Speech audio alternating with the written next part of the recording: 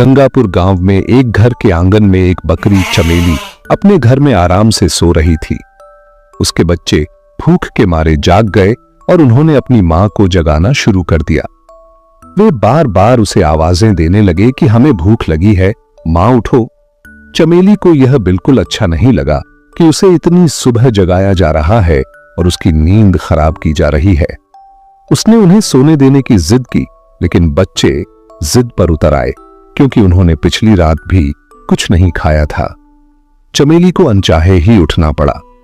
वह बड़बड़ाती हुई कहने लगी कि ये बच्चे उसे चैन से सोने भी नहीं देते। जब उसने बच्चों से पूछा कि कल लाया हुआ खाना कहां गया, तो बच्चों ने जवाब दिया कि वे खा चुके हैं। यह सुनकर चमेली को गुस्सा आया और कहने लगी कि तुम्हारे पेट तो जैसे कुएं हैं, जितना लाती हूं सब खा जाते हो। आखिरकार चमेली मजबूर होकर खेत में खाने की तलाश में निकल पड़ी। वह सोचती जा रही थी कि इन बच्चों ने तो नाक में दम कर रखा है, इन्हें क्या पता कि खाना लाने में कितनी मेहनत लगती है। चमेली एक कामचोर और सुस्त बकरी थी। उसे दिन भर सिर्फ सोना पसंद था। पिछली बार जैसे तैसे जंगल से खाना मिल गया था, लेकिन अब वहां के जानवर उसे कुछ देने को तैयार नहीं थे।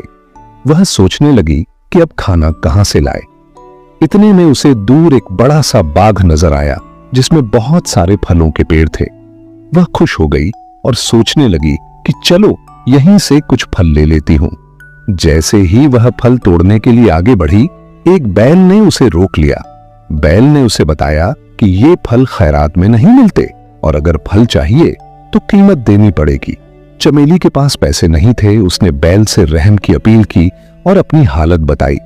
बैल को उस पर तरस आया और उसने शर्त रखी कि अगर चमेली रोज बाग में पानी दे और रखवाली करे तो वह उसे रोज खाना दे सकता है। मगर चमेली ने काम करने से इनकार कर दिया और वहां से चली गई। आगे जाकर उसके पैर चलते चलते दुखने लगे। वह थक चुकी थी और कहने लगी कि थोड़े से खाने के लिए कितना चलना पड़ता है।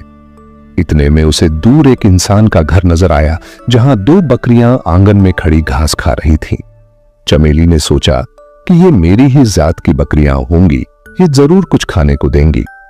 वह उनके पास पहुंची, मगर वहां भी उसे साफ जवाब मिला कि यहां मुफ्त में खाना नहीं मिलता।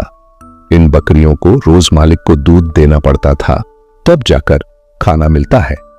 इतने में घर का मालिक आया जिसका नाम हरिया था। उसने चमेली से पूछा कि वह कहां से आई है। चमेली ने बताया कि उसके बच्चे भूखे हैं, उसे खाने की जरूरत है।